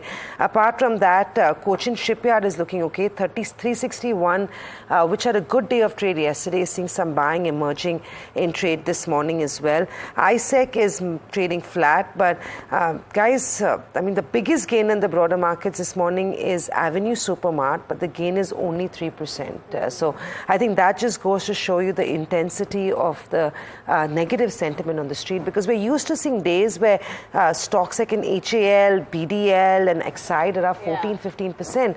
And this morning, it's looking pretty good. 3% relatively is looking pretty good. Anything but weak. Yeah. And the breadth is weak. I think that's what I'm getting a little concerned about. So as expected, the opening's not been so bad, but there's a very good chance that the selling will intensify, and we may even go down to testing 21,700 over the next couple of hours. Banks, I would say, are having a very bad morning, especially PSU banks. That entire pack is really hurting this morning. Can Bank, UCO, all of that doing badly. Realty, as you mentioned, also doing badly. Small and micro cap stocks not having a great morning. Kush, first take, what would you do right now? Anything that you would pick up, anything on your radar for a wait and watch? Tamanna, just on the index, just to play the devil's advocate, I would have actually liked that gap down opening closer to 21,700 levels. The pain would have been done and dusted perhaps in one shot. Now what we are going to see is perhaps that slow grind towards that level. And as you've been mentioning the news going back and forth, there is a possibility that the market will take some time to digest that, and we might see some sort of selling pressure intensifying. So I'll wait and watch since there is no clarity on the news front as well, and the markets also haven't really opened as low as the GIFT Nifty was suggesting. So perhaps I'll wait and watch on the indices, for now. Similar for stocks, although as I said, the stocks that we've discussed in the morning, GSW Energy, M&M, the likes of these, we'll keep these on our radar. When the fall stems, these will be the first ones that we'll pick up. By the way, viewers, please keep in mind that the news flow will, peak and ebb through the day. There are multiple reports coming out, so bear with us as well as we try and bring you the most reliable news flow as we can get. And remember, this early morning, the last 1 hour, there has been conflicting news flow as well about this. So the markets will keep on moving based on what comes out. But for now, it does seem like there is a bit of a pain. OMCs are depicting that pain in a big way. So that's to be kept in mind. And a clutch of other stocks also correcting quite swiftly now. Spark, by the way, is down another 5% and still the top loser. Vineet, what do you do with oil marketing companies? Just avoid them for the time being? Because considering how volatile the situation may be, particularly for oil, better to play it safe? See, when oil fluctuates wildly, like we've seen over the last few days, your margins go for a toss because you're not able to procure at a stable pricing regime. So I believe that it is better to just wait a while. Although we are constructive oil marketing companies in the long run, given their huge investment plans, but we just need to wait this a while, let this thing pass off, and let oil prices stabilize. Because when oil is stable, that is the time when you have a good pricing regime, you can procure, at a reasonable price and expect a reasonable return on that. The market breadth is quite weak. So the Nifty 50 stocks, 46 stocks are trading lower. You've only got 4 stocks that are trading marginally in the green and pretty much holding on to a little bit of that buying that they're seeing. And of the 4 stocks, you've got Sun Pharma that trades flat, and you've got, the only one that's gaining this morning substantially is ONGC, and that's a crude play, up 2.5%. So there's really not too much of a trade on the long side on the index or on the constituents of the index. We slipped below 21,800 very briefly. We've recovered from that now, so that could be heartening, if I may say. So 40 points of the day's low point. Kush, on this index, 21,850, so it's actually been a very smart pullback, about 50 points in the last few minutes itself. Would you trade the index? And trade the index intraday? I'm not even asking for a longish view because I know with the news flow coming in, it's tough to predict anything. But at 21,800, does the index become a buy intraday? Samina, it does. In fact, I'd more be in the favor of, a longish view because, with the kind of news flow and the movement we've seen, predicting intraday becomes a lot more tricky. 21,800 we know has been a resistance zone for a while, before the markets, broke that and, inched higher. So for me, now that will act as a support zone. Even on the options front, if you see, there is a put base building at 21,800, shifting from 22,000, which is now obviously broken. So if this level is actually indeed held, this will act as a support zone and the markets will attempt to rebound from here. It's just that, when the event, such as, is in the contention right now is underway, then it becomes a little difficult to perhaps, pinpoint these levels. So for me, if let's say for a day or two, this level is held, then the risk reward ratio is extremely favorable for a long position. That's the view on Nifty. I still maintain that, Bank Nifty could remain under a bit of a pressure. But for the Nifty, if 21,800, 21,700 is held, then the risk reward ratio becomes favorable. One can consider going long, maybe not today. Across the broader markets as well, the number of gainers have actually increased. So Avenue Supermart, Kush, do you track Avenue Supermart? What's happening here? 3% higher as we see it, and it's holding on pretty well. Volumes are also pretty healthy. I do. In fact, it's just that, for a longish period, there was a consolidation and then there is this sharp run up. So now if you look at the setup, it's a buy on dips kind of a story. On some time frames, it's actually gone into the overheat territory. But if you see the strength and the momentum overall, plus the volumes that have picked up over the last month and a half, this does become a buy. For me, a more comfortable level to enter would be 4,600 and thereabouts. So if I do get a dip, close to those levels in this kind of a market scenario, then I will enter DMart or Avenue Supermart. 4600 is the level that I'm watching for a buy on dip kind of a setup here. It's literally like hunting for stocks that are doing well this morning. Vesuvius is one of them, and was on our stocks to watch list as well. They've inaugurated a new plant in Visakhapatnam. Talked about 1,000 crore rupee outlay. Kush, are you tracking this? Anything interesting that you're seeing here? Not Vesuvius particularly, not on my active tracker. Yeah, all right. Vineet, I just wanted to get your take on, we talked briefly about Bajaj Auto and numbers better than expected, but then valuations have been a concern. Just wanted to get your take on whether there's anything in the auto ancillary pack that you would put on your radar or your watch list right now. So Motherson Sumi is one stock which we like. I think, it's a perfect play on the EV story, and it is now just gathering steam. So, it's been up about 24% in the last 2 odd months. We believe that this stock has a substantial room to grow from. Defense across Asia, Asian defense stocks have done well. For good reason. Just the nature of things, maybe for good reason, which is why I think the HALs and the BDLs, maybe, I don't know about BDL really. The BEL2 is flattish really, so not too bad. So that's the bucket that you might want to keep an eye out for. BEL has another play going on as well, which could be interesting. So BEL is a company that makes our EVM machines, and there is a challenge in the Supreme Court right now to the whole VVPAT system.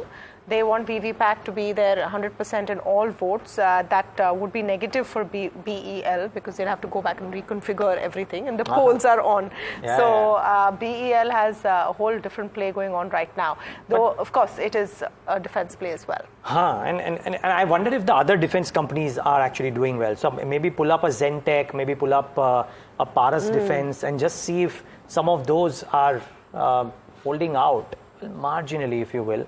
So that bucket is doing okay. Anyways, but Niraj, just on Zen, right? And I think actually we should get some perspective from our guests too. It has a very interesting play in the defense space, unlike your BDL and HL, which are actually doing well. Keeping the global stress in mind, do you not think Zen becomes actually a great proxy buy in the context of what's happening in Iran and Israel? They work with some of their allies, so Israel being one of their big clients for Zentech. Yeah, maybe the management will be the best place to tell us about this. Yeah, it'd be interesting to find out from the management. But Vineet, do you have a quick view on this one? Have you been following Zentech? Because they've been selling a lot of their drones to our friendly neighbors, like they say. The stock is trading flat, but I'm thinking this could be an opportunity to go out and buy this for a medium-term investor, right? See, I have looked at the company quite intricately, and I think that it's a great business. But, if you look at all the numbers, their cash flows look a little wonky to me, in spite of the fact that, it has got very, very high margin product. Their projectile growth is about 50% for the next couple of years. Order booking is very good, and they're one of the sole defense manufacturers. Yeah, so while we like the stock, just a little bit of caution that, the cash flows can go a little wonky out here. Gentlemen, we'll leave it at that. Vineet, Kush, thank you so much for taking the time out and being with us. Really appreciate your time this morning, on a difficult morning, I might add, but really appreciate your time, both of you.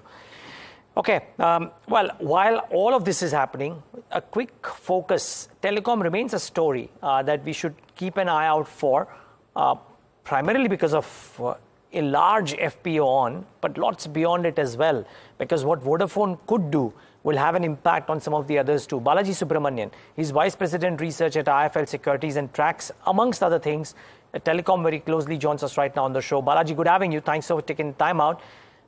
What do you make of this revival of the third telecom player and the impact it could have on the ecosystems? I'm as interested I am in knowing whether people should subscribe to the FPO or no. I'm interested in knowing what does a successful outcome of a Vodafone becoming a stronger number 3 have on the ecosystem. Good morning. Thanks for having me on the show. The way I would look at it is that in the last 3-4 years, we have had an industry where the top two players were gaining market share, and Vodafone Idea was losing out on subscribers and revenue market share simply because their 4G coverage was not up to their peers levels, which meant that if a 2G customer had to upgrade to 4G, a Vodafone 2G customer, he ended up looking elsewhere. Now, with this fundraising getting over, it was most likely going to be followed by debt raising as well, which would mean that the company should have sufficient funds, maybe close to 45,000-50,000 crores of funds, most of which would be spent on capex, especially on boosting 4G coverage, 4G capacity, and a little bit of 5G coverage as well in metros and top cities. So with that, they should be able to largely plug the hole in terms of leakage of subscribers. And then I think we are likely to see a fairly significant tariff hike post-election because, a tariff hike has been long overdue. If you look at it historically, we have had tariff hikes every 2 years. In the recent past, and we are almost 2.5 years after the last tariff hike happened. Number two, Reliance is also, likely to contemplate doing an IPO of Jio platforms at some point in time. Especially post-elections, the preparatory work for that might get underway. And they also have to shore up their return ratios, considering they have invested a lot in their network. And at the 180 rupees ARPU that they make today, the return ratios are modest.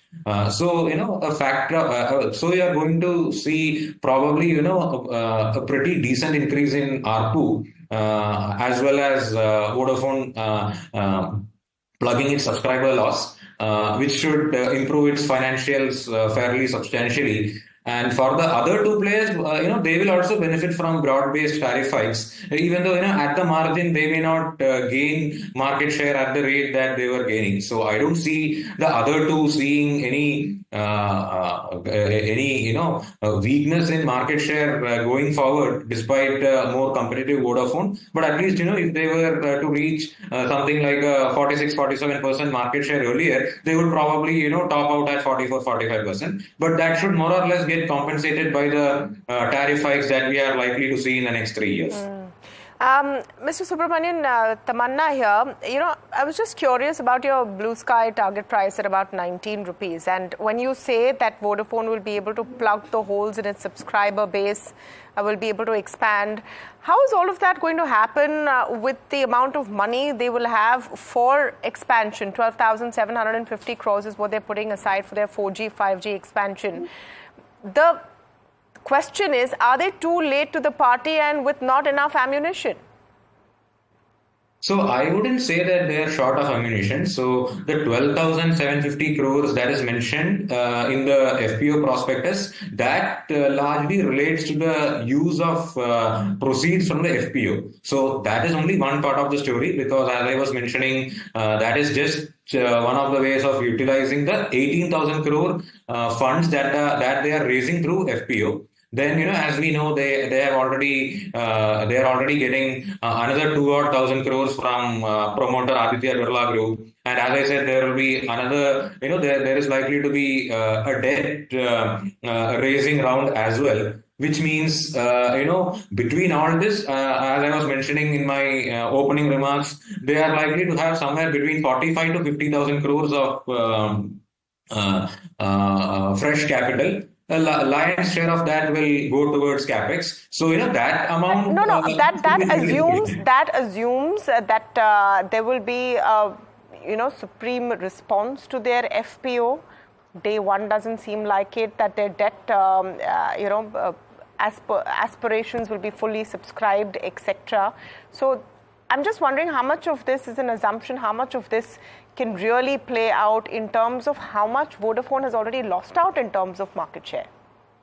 See, I don't think they are going to gain market share. The only thing which we are likely to see is that at least the market share loss, maybe today they are at around 16.5%. Their market share goes down to something like 15.5%. And still they will lose in the interim, because by the time they deploy all this cash, it will be probably another 6 to 9 months. But from there on, they should be reasonably competitive, because I personally know a lot of people who are still on Vodafone network. So a bit of subscriber inertia also comes into play. So unless you don't have a 4G network at all, which is what will be addressed by Vodafone rolling out its network post fundraise. I think there is no real reason for a customer to switch out if he has got coverage. The capacity is adequate, at least in that area. And the pricing is competitive, as in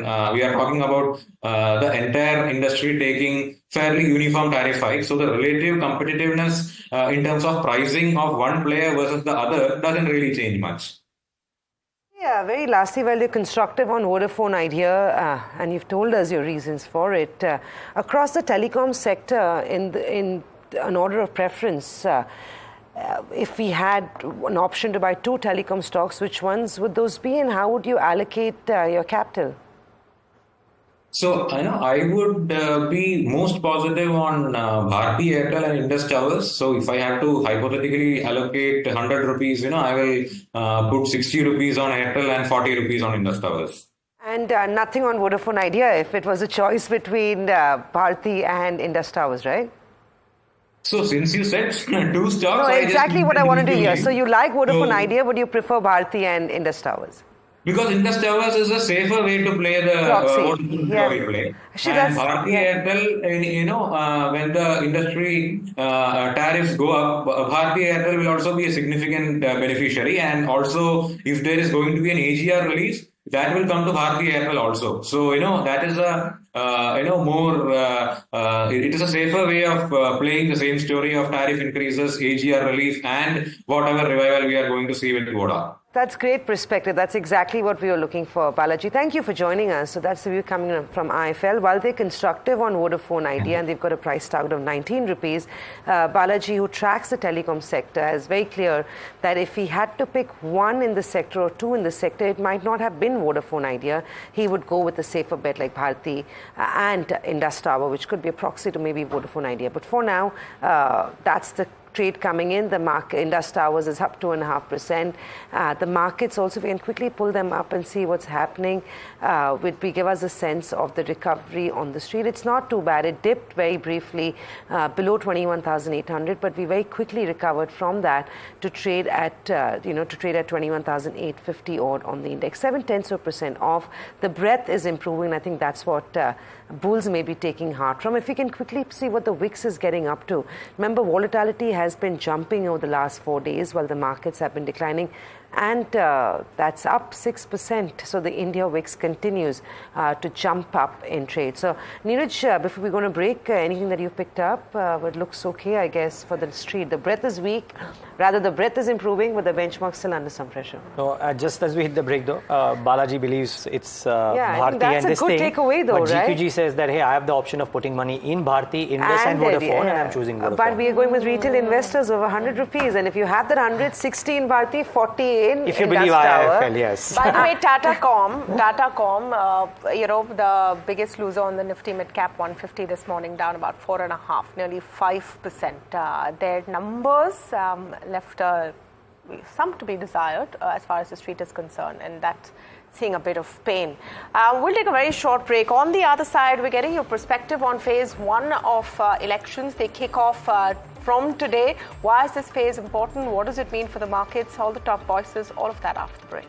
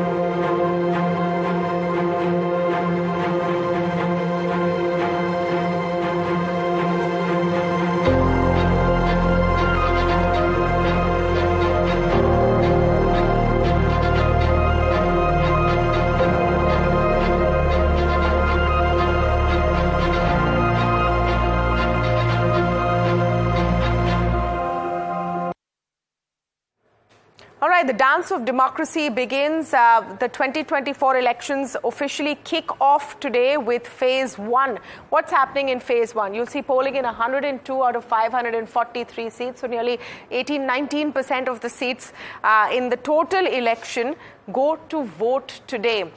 You have a total of 102 constituencies, 1,625 candidates. Out of those, women candidates are 134. Now, that's not all. This is also an important election for several reasons, and one of them is because of the key candidates and key contests that you're seeing today. You have big ministers. You have 8 ministers who are going to be contesting today. You have 2 former chief ministers, 1 former governor as well. And we'll pull up some of those key candidates in just a bit. So this is the first reason that it's important. You have 8 union ministers, 2 former CMs and 1 former governor in the fray. Apart from that, 19% of all seats will see votes cast in phase 1. But it's a big one because all of Tamil Nadu's 39 seats go to vote. So it's a big test for the DMK and the India Alliance and see if they can retain all their seats in Tamil Nadu if you see the breakup. It's also a question of whether the BJP can make significant inroads into Tamil Nadu. That has been one focus for the party. And can they actually become a key opposition player with a presence in that state? That will be the aim. All of Uttarakhand's 5 seats also go to the poll today, and the BJP will want to have a hat trick of getting 5 out of 5 seats once again for a 3rd election in a row. Let's pull up some of the key candidates that are going to be in the fray today, and that will give you a sense of why this is also a crucial election. So you have, for example, a Bhupinder Yadav, union minister, who will be fighting from Alwar. You have several others, Gaurav Gogoi. This, a lot of seats in Assam are also going into the polls today, and that is a key contest for the BJP. So you have from Jorhat, his constituency has actually moved. So Gaurav Gogoi there. Nitin Gadkari, of course, union minister and BJP heavyweight from Nagpur, his own constituency, which he has consistently won as well. You have Arjun Ram Meghwal from Bikaner, who will also be in the frame. So you have a whole host of big fights that you will be seeing through and through. Dayanidhi Maran, the big one from Chennai Central, who will also be in the fray. So you can look at it as a kickoff, really, of the whole election battle coming in with phase 1 playing out today. We'll take a very short break, but a lot more coming up on the other side. Stay tuned.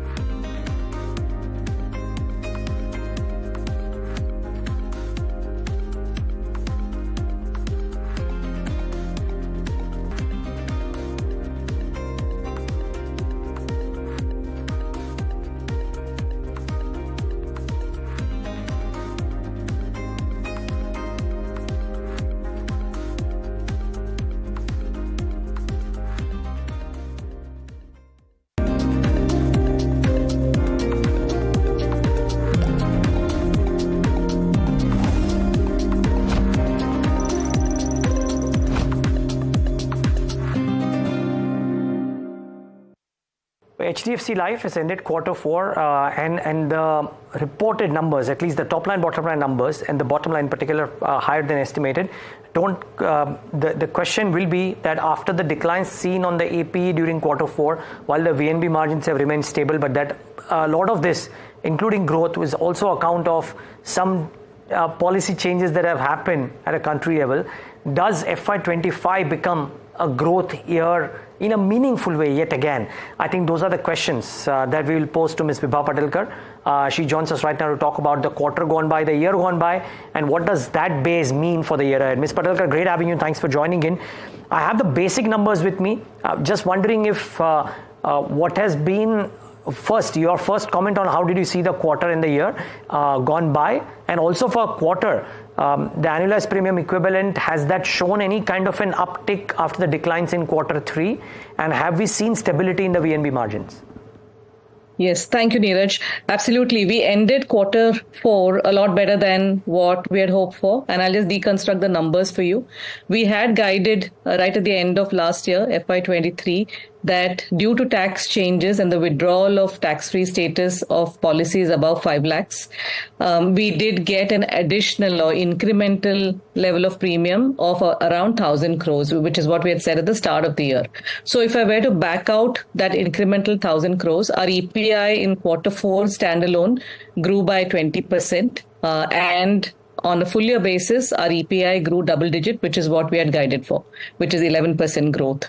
So to recap, without adjustment, it was flat, about 1% growth. With adjustment, on a full year basis, grew by 11%, and for the quarter, 20%. Now, what is very satisfying is another thing that we had said at the start of the year, which is that we have to, as a company and the sector, grow in terms of number of policies and not just the ticket size. And on this, we've had fairly satisfactory results, wherein we have grown in terms of number of policies at 14% growth in standalone quarter 4 and 11% growth for the full year. This is about 3x the industry growth.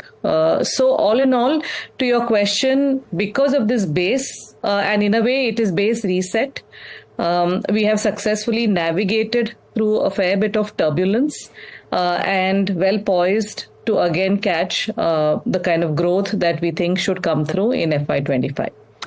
Did I hear you say that retail policies have grown 11% for the year? Because at the end of 9 months, yes, the number was about 9%. Correct. And for the quarter, it was 14% and so 11%. Ah, okay. So that's a strong number, I presume, at the end of quarter 4. Very strong number. So the number of policies we said we will grow, we have done that. Another aspect we said we need to focus on, and we utilize this opportunity of the tax upheaval to say that, we need to focus on Bharat. And there too, we have done a fairly good job, wherein we have managed to grow. So about 2/3 of our EPI comes now from non-tier 1 cities. About over 75% of the EPI in policy terms comes from tier 2 and 3. And another data point is, I mentioned that overall we were flat, about 1% growth. But if I were to look at tier 2 and 3, we have grown 13%. So again, a lot of things happening underneath the surface of that 1% headline growth on an unadjusted basis. Got it. Now, Ms. Patilkar, the world has moved back from being everything tech to also the brick and mortar piece, right? So you are InsurTech, maybe 2021. There are other partnerships, KVB, I believe Kotak, HDFC Bank is deepening as well. Does this set you up well after a reset of the base year, which is FY25? Do all of these set you up well for growth? What can people expect? Absolutely. Let's talk about HDFC Bank itself. So our counter share has gone up meaningfully, now ending at about 63%. And hopefully we will continue to work closely with them through product innovation, more and more feet on street in how do we enmesh with technology, best value proposition, and so on, and continue to inch upwards in terms of market share. The partnerships that you talked about, there are many new kids on the block in terms of new partnerships. So for us to go through training, having feet on street, and absolutely you're right that touch points continue to remain important in life insurance, not just in India, but in other places as well. So our headcount increase is there throughout all our partnerships. So that continues to happen. And also our agency channel, wherein we've added about 80,000 new agents and also opened up about 75 new branches. And of the 75 new branches, almost 90% is in tier 2 and 3 towns. Of the agents that we have added, new agents, most of them are in tier 2 and 3. So the entire strategy is a well thought through strategy that is interconnected and with a purpose as to which way do we want to go through and where is potential demand. And that's how we feel good about FY25. Got it. So you're saying this banker partnerships, the brick and mortar sales, agency sales in tier 2 and tier 3 not be tech, but it will drive growth through all of these measures, but primarily in tier 2 and tier 3, which is the new focus area. That's right. See, tech now is becoming more of a way to reach the customer and way to service our partners. So that is a common theme through all our channels. So it's no longer tech being the way that I do end to end, and it will be, and it is today, a hybrid phygital model. I need tech. It is intrinsic, but I also need human connect to be able to give that last leg. First of all, to have the opening conversation and then to close the conversation, because you have 5 different variants. What is best suited to me? That solutioning, you want that touch point, you want that validation, and so on. So it will be a hybrid model. Thanks for speaking to us today, Ms. Patilkar. Thank you so much. And thanks, Niraj. Viewers, thanks for tuning in.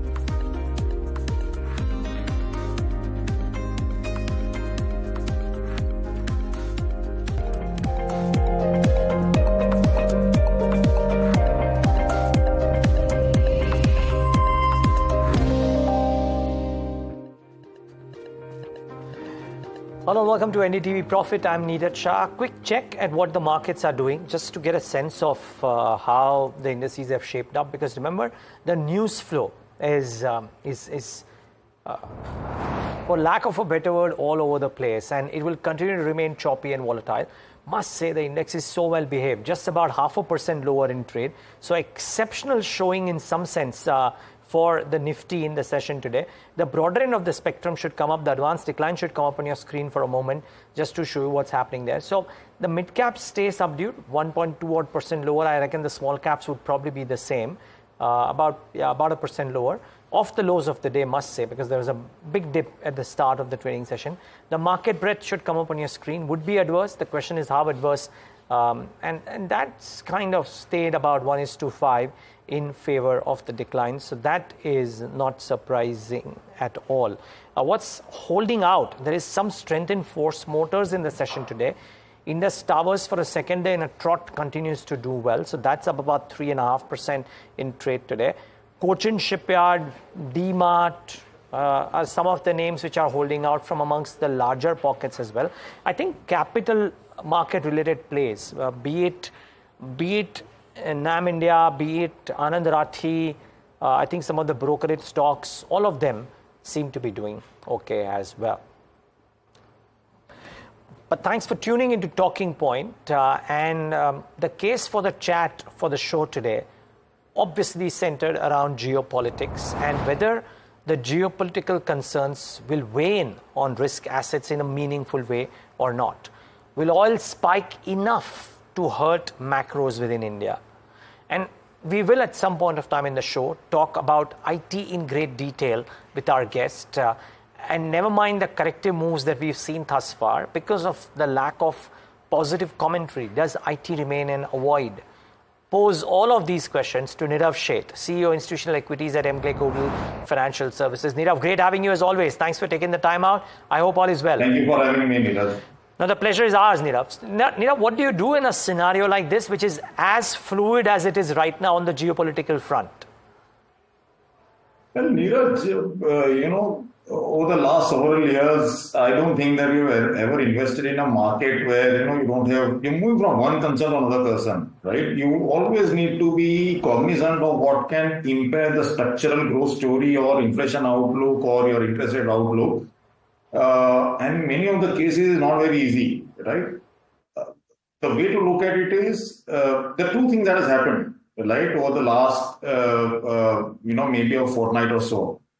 One thing that it increasingly seems that the pivot that Fed took was probably premature, in a sense that your inflation is moderating, but is not moderating fast enough, and this is largely around shelters and service part of the economy. Second thing is obviously the escalation that we are seeing on the Middle East front. To me, this is probably, I'm talking about the geopolitics, right? It is not a happy situation. A lot of human lives are involved, but this is of a degree considerably lower in intensity than what we are seeing with Russia, Ukraine, right? And we are able to live through it. Russia is a far more dominant player in the oil market. Europe was completely dependent on energy for Russia, right? So the dislocation in the global energy market was of a degree significantly higher. We are not very close to that as far as the Israel-Iran thing is concerned. And it also has an offsetting implication, right? So if you every time you got an escalation in geopolitics, you will see that people rush into bonds, and therefore you've seen about a 10 bips rollback in the bond yields. I think that this will keep a lid on the risk assets for some period of time. I don't see a significant escalation. I don't see a significant risk of trade right now from what it looks like. Okay. Nirav, are you a buyer, therefore? I am super bullish on Indian economy, right? And by that definition, Niraj, it is always, these are the times that you want to go and buy. And when I'm talking these are the times, maybe the stocks could be down another 5-7%. to me, that is the base case scenario. Given the fact that if you look at the economic narrative in India, if you look at the political narrative in India, and if you look at the macro scenario in India, these are very, very strong dynamics playing out, right? And therefore, you need to be buying equities with an horizon which extends into 2, 3, 4 years. I believe that you will have probably a lifetime opportunity pre